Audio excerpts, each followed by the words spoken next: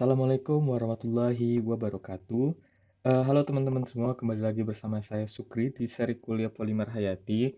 Kali ini setelah UTS, kemarin kita UTS, ya, alhamdulillah bisa ngerjainnya. Tapi kali ini kita lebih bahas materinya itu setelah UTS, lebih ke cara bikinnya gitu. Udah tidak lagi membahas ininya, sisi sains materi segala macamnya, tapi kita lebih ke hands-on-nya sekarang ya. Nah, kan yang tujuan pertama yang ingin kita capai yaitu kita pengen bikin bioplastik. Tapi kita harus bahas dulu nih definisi dari bioplastik itu sendiri. Jadi, kalau misalnya kita tahu ya polimer itu udah dari zamannya belajar kimia polimer, material polimer, pemrosesan polimer, itu kita udah tahu lah ya kalau misalnya polimer itu adalah suatu makromolekul atau molekul yang sangat besar yang tersusun atas kumpulan molekul-molekul kecil yang berulang.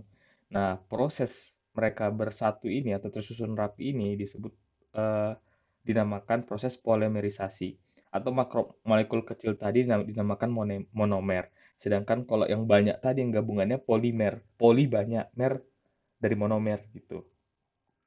Sedangkan kalau plastik, orang-orang tahunya itu adalah suatu polimer yang dapat dibentuk atau dicetak agar polimer tersebut dapat digunakan untuk memenuhi kebutuhan dari pengguna material plastik.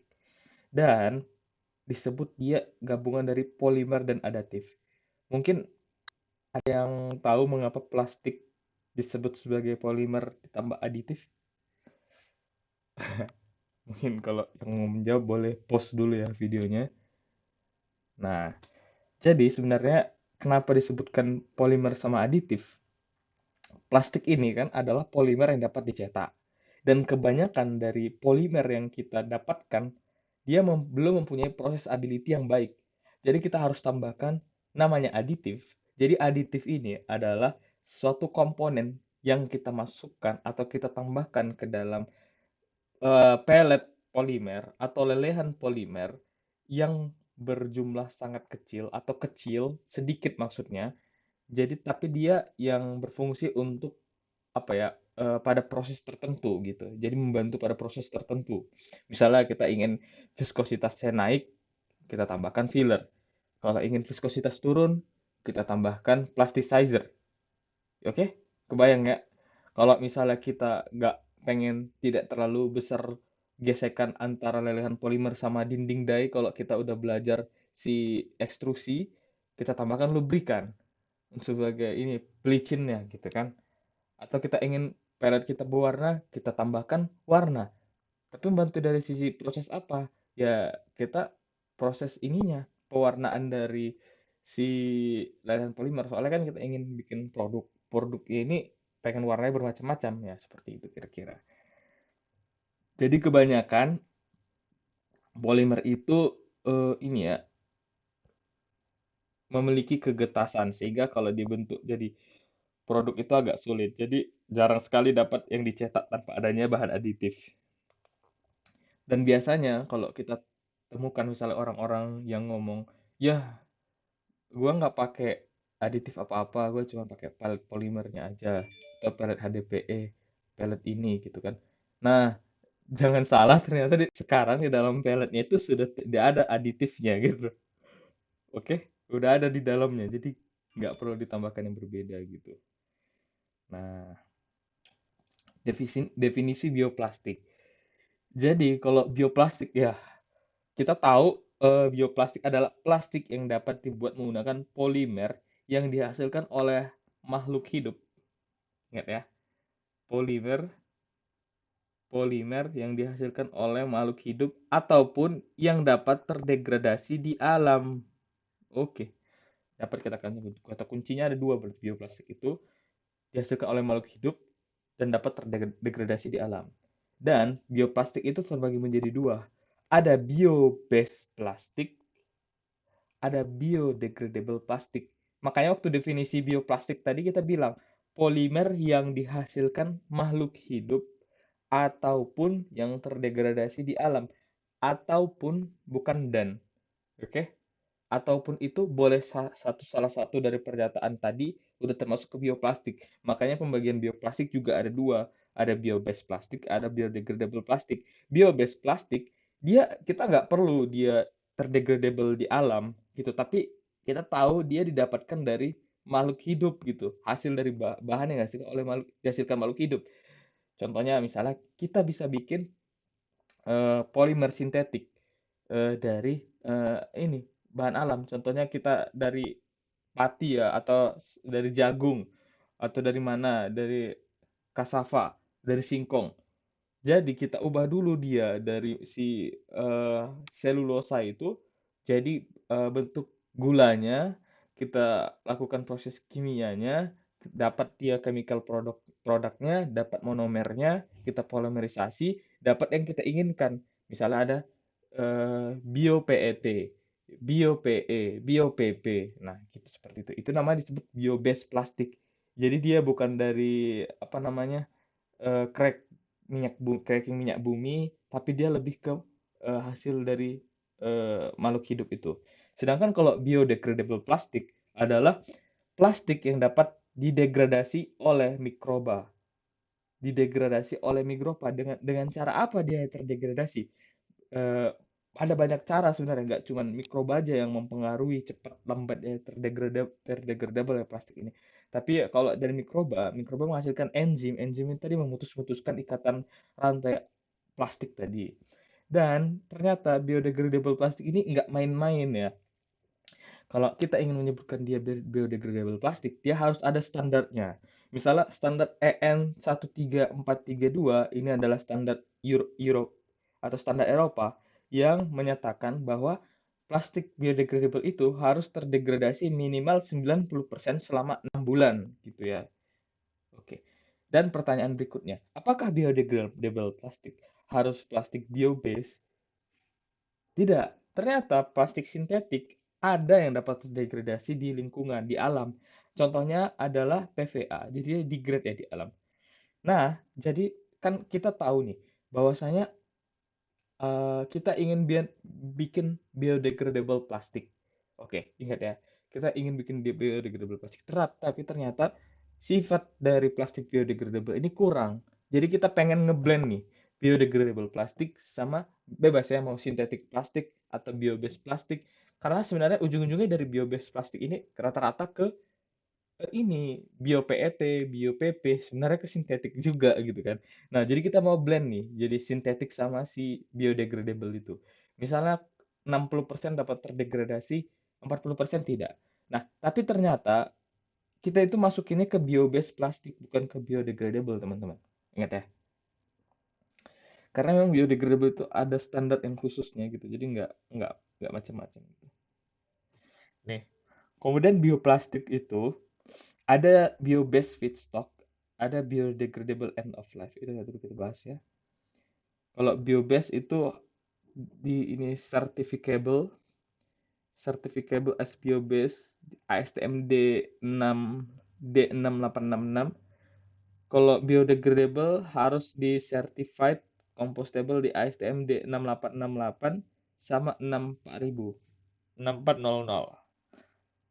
Ingatnya ASTM D6866, ASTM D6866 sama ASTM D6868 sama ASTM D6400. Ini dia dari makhluk hidup, dia akan jadi produk. Ini dia apa namanya? Gampang terurai nanti ya. Seperti itu dia. Nah, sebenarnya mengapa sih kita ingin bikin bioplastik padahal kita yang plastik sintetik ya udah oke-oke aja gitu, kekuatannya oke. Tapi ini sebenarnya masalahnya, guys. Salah. Ini salah. Ini dia masalahnya sampah. Jadi sampah itu sekarang udah mempengaruhi ling bukan sudah ya. Sa eh, Kalau mempengaruhi udah lama mempengaruhi. Tapi sekarang dampaknya udah sangat terasa sama kehidupan manusia, kehidupan umat manusia. Karena rata-rata ya kalau misalnya belum ada dampaknya ke kita, kita itu biasanya nggak aware gitu. Misalnya kesehatan.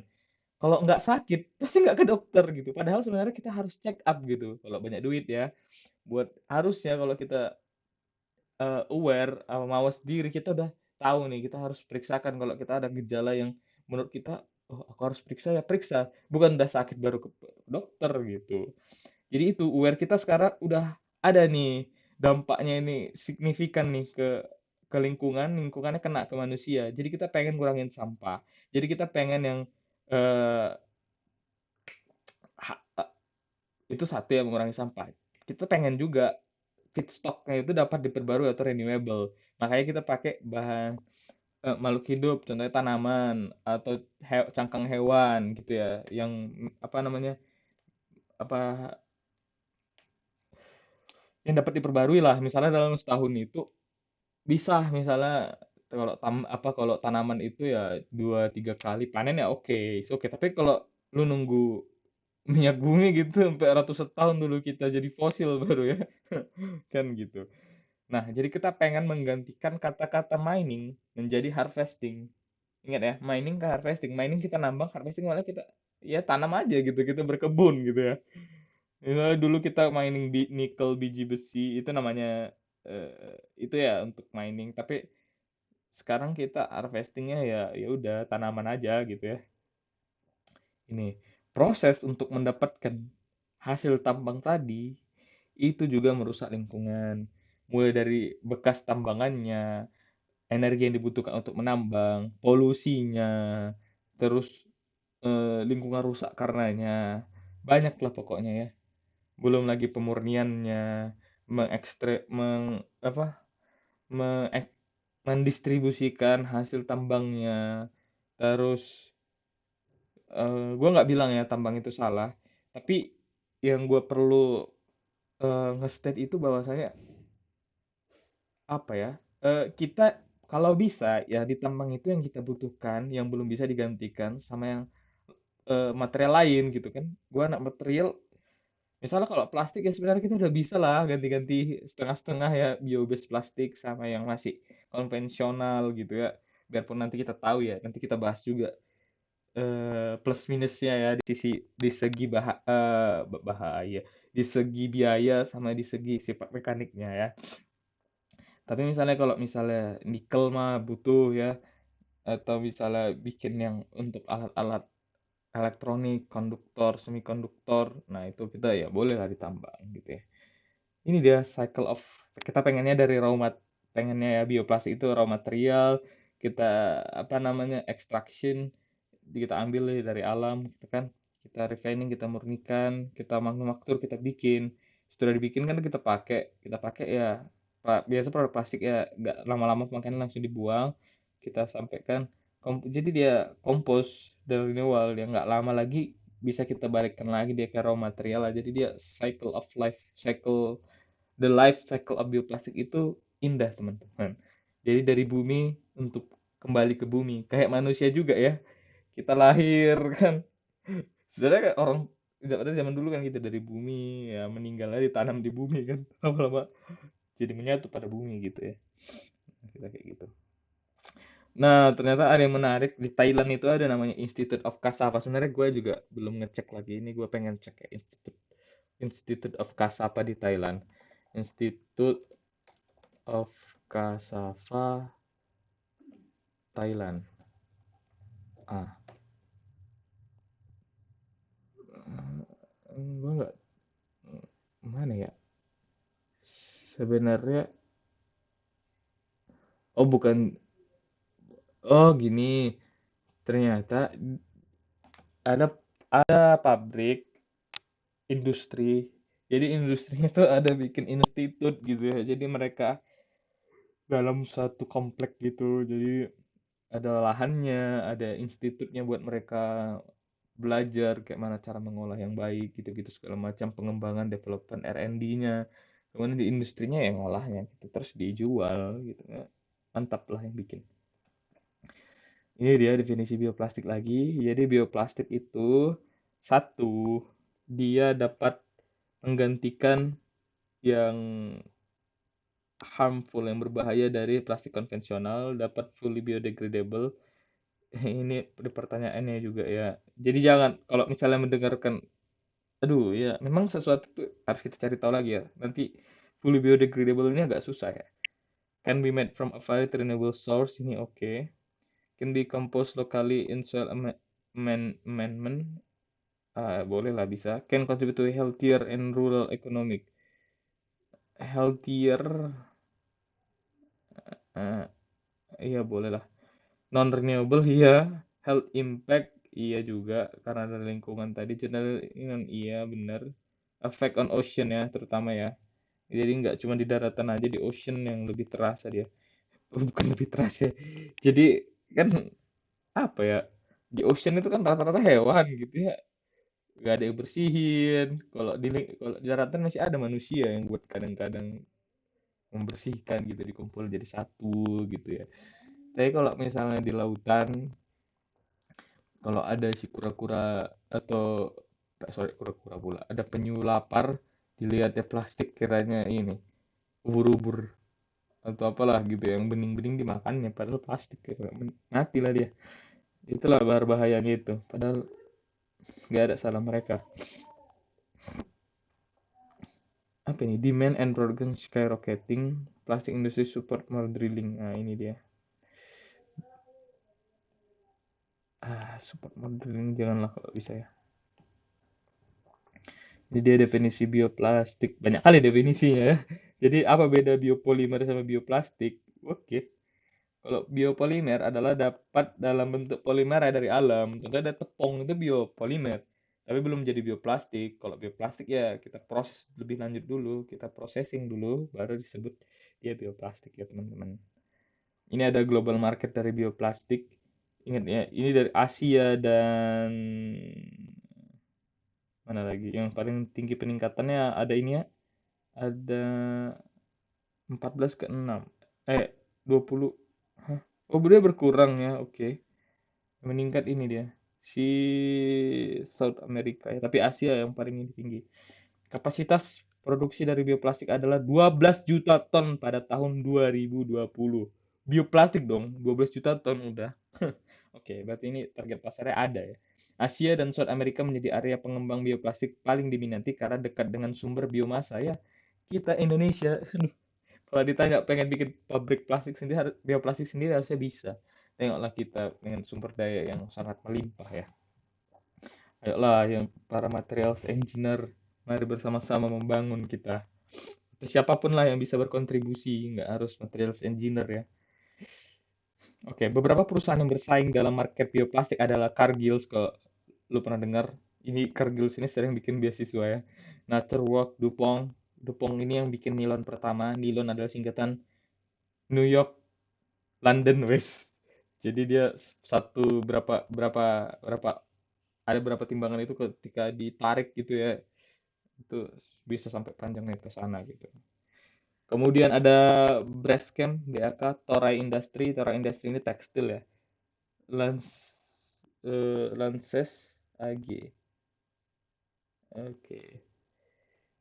Harusnya ada DOW ya. Nggak ada DOW. Oke. Global Market Bioplastik. Ini dia. Jadi pada tahun 2018 ini demand-nya terus meningkat ya. Yang biodegradable nggak terlalu banyak, tapi biobased-nya yang sangat jauh meningkat. Karena untuk mendapatkan ini hard ya, sulit ya daripada ini. Ini eh easy medium lah. Permintaan dari plastik ini akan terus meningkat setiap tahun. Mungkin 2022 udah segini bang. Mungkin ya, nggak tahu juga. Harusnya ya, demand-nya pasti terus meningkat. Saya nggak tahu ya karena COVID kemarin dia nggak tahu lah gimana. Tapi harusnya meningkat sih itu. Berbagai produk mulai disubstitusi dengan menggunakan bioplastik dengan tujuan menyelesaikan pengolahan sampah dan kesian bahan baku. Kita gantikan kata-kata mining atau istilah mining di harvesting ya. Jadi global ini dia jadi tetap ya sebenarnya yang banyak kita bikin itu adalah biobased atau non biodegradable. Jadi dia biosintetik polimer, bisa bio PET, bio PE. Bio PET paling banyak nih di 74%. Jadi dia 83% sama 16,7. Tapi tidak apa-apa, kita tetap semangat bikin biodegradable. Tapi ini adalah marketnya seperti itu, masih banyak kan yang biobased, bukan biodegradable. Tidak seluruh bioplastik itu biodegradable. Struktur dari bioplastik tersebut yang mempengaruhinya. Ini ada tugas mau aku kerjain nanti deh. Jadi tugas satu, jelaskan struktur polimer termasuk gugus fungsi seperti apa yang bersifat biodegradable. Oke. Jadi kita ditanya kayak mana maksudnya yang biodegradable itu. Sebenarnya udah kemarin nonton juga video di YouTube. Jadi intinya itu apa ya? Poli acid, ya itulah, lupa ya tetap ininya, pokoknya nanti aku jelaskan lagi lah nanti tugasnya itu. Jadi kita ada struktur polimer yang poli-poli banyak itu dapat dipotong-potong, bisa dari oleh air, bisa oleh enzim dari ini komposter. Nah, jadi itu. Jadi lama-lama yang menjadi kecil lama-lama menyatu di dekat alam. Udah gitu. Gimana selulosa bioplastik sama lignin base plus polimer? Oh iya ya, kan kita udah bahas ya cellulose based plastik, lignin based plus polimer. Nah, ternyata masih dalam tahap pengembangan sistem produksi. Tapi kalau dalam skala lab, oke. Tapi kalau skala gede mass production itu masih dikembangin lah ya. Karena nggak gampang ya, bukan mudah untuk bikin yang skala mass production ya. Tentunya mass production itu harus murah gitu. Mana mau orang belinya harga yang jauh timpang sama sintetik polimer, kecuali emang ada regulasi yang mengaturnya. Residu diminimalisasi, optimalisasi biomasa untuk menghasilkan energi, bahan baku, dan polimer. Residu diminimalisasi, kemudian dengan cara optimasi biomasa untuk menghasilkan energi dan bahan baku kimia dan polimer. Jadi si biomasa itu fungsinya bisa untuk menghasilkan energi sama untuk apa namanya, bahan baku dari polimer. Oke. Ini dia aplikasi bioplastik, tetap lebih ke packaging ya sebenarnya teman. Apalagi sekarang industri 4.0 mau naik lagi ya atau 5.0 nggak tahu juga. Lu teman-teman yang nonton, siapa yang nggak pernah beli paket? Pasti beli, pastilah sering banget termasuk gua. Jadi kalau beli itu mulai dari bubble wrap, mulai dari selotip, mulai dari plastik untuk lapisan sebelum bubble wrap, segala macamnya banyak banget pakai plastik, dan itu menjadi penyumbang sampah terbesar juga saat ini gitu. Jadi sebenarnya aplikasi bioplastik itu pengennya diaplikasikan di flexing packaging, rigid packaging. Jadi antara itulah dua-dua itu ya, sama tekstil ya bisa juga. Tapi ya itu tadi si flex packaging nih, mulai dari yang fleksibel sama rigidnya. Jadi market penjualan bioplastik itu pada tahun 2015 mencapai 5 miliar dolar dan meningkat pada tahun 2020 mencapai 12,5 miliar dolar, atau secara lebih dari dalam 5 tahun dia bisa meningkatkan penjualannya di berapa persen itu? 150% dari awalnya 5 miliar dolar. Jumlah ini akan terus meningkat mengingat capaian cepat kemajuan teknologi terkait zaman 4.0. Penggunaan bioplastik paling banyak adalah aplikasi rigid dan packaging. Ini di aplikasi ya, di packaging warna biru dia 66,5%, dan yang paling sedikit adalah masih di elektronik di 3,5%. Tapi tetap ada dan pengembangannya pasti ada. Ada application, ada battle, ada packaging, catering, ya seperti itu ya. Aplikasi bioplastik lagi. Jadi ini kalau pasti tak pernah lihat lah ya yang di buah-buah itu. Nah, itu kemudian ada dibungkus juga, di gelas ada, di cukuran ada, dia untuk tuh tanaman ini. Jadi kan tanaman kan ada waktu untuk tumbuhnya. Setelah dia pada umur tertentu kan dia nggak butuh lagi plastik warna putih ini. Daripada plastik warna putih, plastik ini jadi sampah, bagus dia dapat terdegrade jadi alam. Jadi eh, tumbuhan tumbuh membesar, dia juga bakal menyatu dengan alam gitu ya. Dari alam kembali ke alam lah intinya kita pengen buat. Sama dari dokter, dikutip dari Dokter Priyadi Darsini Mitra, engineer is the architecture of various part of world surely. Engineer has important role to make world more modern, certainly, but in the same time, engineer also has great responsibility to save our nature, obviously. Contohnya kita memang bisa bikin yang paling mantap di dunia ini. Awalnya siapa yang mengira plastik ini menjadi, ah, ya kita bisa bilang ya plastik ini banyak banget membantu kehidupan manusia, tapi di satu sisi juga dia mengancam lingkungan kita gitu. Dan dulunya awalnya kita bikin plastik itu untuk menggantikan perannya si paper bag itu atau yang kantong dari pohon itu pengen digantikan jadi plastik. Dulu maksudnya plastik ini tidak sekali pakai, Bro. Jadi bodoh sebenarnya kita-kita yang pakai plastik itu sekali pakai. Ya, plastik itu ya dipakai berulang-ulang lah. Apalagi plastik yang jenisnya agak bagus, misalnya pakai HDPE gitu kan.